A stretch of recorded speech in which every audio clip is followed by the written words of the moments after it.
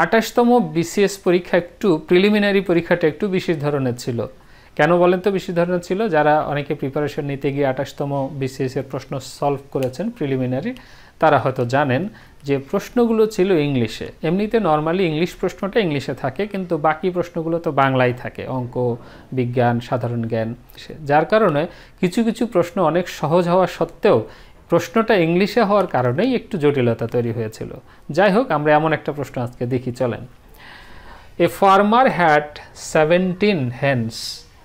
A farmer had 17 hens, all but 9 die. How many live hens are left? How many live hens are left?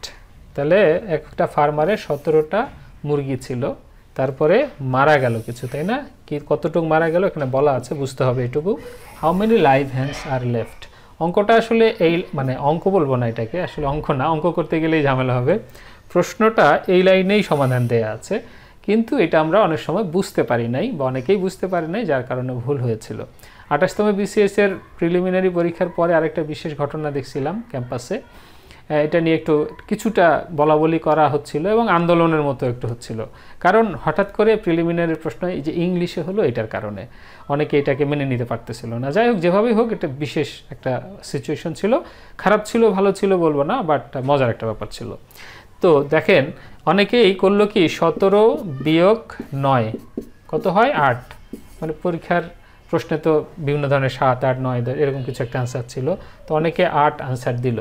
কিন্তু আসলে কি 8 answer ঠিক হবে? মানে অঙ্ক করতে গেলেই এটা এরকমই চলে আসে, মনে হয় যে এরকমই হবে, কিন্তু এটা তো আসলে হবে না, তাই না? আসলেই তো কিছু করার নাই, যোগ বিয়োগ করার কিছুই নাই এখানে।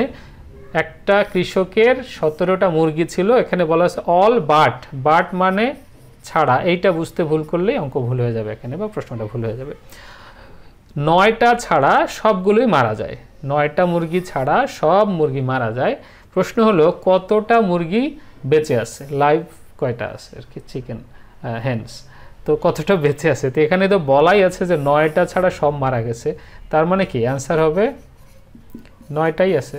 আসলে যদি বাংলায় প্রশ্নটা থাকতো তাহলে ম্যাক্সিমাম লোকই পেরে যায়, তো 2-1 দুর্ঘটনাবশত না পারলে সেটা ভিন্ন ব্যাপার। কিন্তু ইংলিশে থাকার কারণে, এই যে ভাষার মারপ্যাচের কারণেই প্রশ্নটা একটু ট্রিকি হয়ে গেল, অনেকের কাছে কঠিন হয়ে গেল। সুতরাং এরকম প্রশ্ন আসতেই পারে মাঝে মাঝে, যেখানে ভাষার মারপ্যাচের কারণে আপনি একটু বিপদে পড়তে পারেন, মনে হতে পারে এটা কঠিন কিছু। ঠান্ডা মাথায় যদি চিন্তা করেন, এটা তেমন কঠিন কিছু না, বিশেষ করে যদি ইংলিশে আসে এরকম প্রশ্ন। আরও বলি, যদি বিসিএসে যেহেতু এই ধরনের প্রশ্নগুলো বাংলায় আসে, এখন 28তমটা একটু ব্যতিক্রম ছিল, কিন্তু অন্যান্য জায়গায় যেমন আইবিএর ভর্তি পরীক্ষা বলেন, ব্যাংকের বিভিন্ন পরীক্ষা বলেন, মাল্টিন্যাশনাল কোম্পানির পরীক্ষা বলেন, ইংলিশে প্রশ্ন হয়, এরকম তো অনেক জায়গা আছে। সুতরাং আমাদের প্রশ্ন সহজ, কিন্তু ভাষার মারপ্যাচের কারণে কঠিন মনে হতে পারে, এই বিষয়গুলো একটু খেয়াল রাখতে হবে। ভালো থাকবেন সবাই, ধন্যবাদ।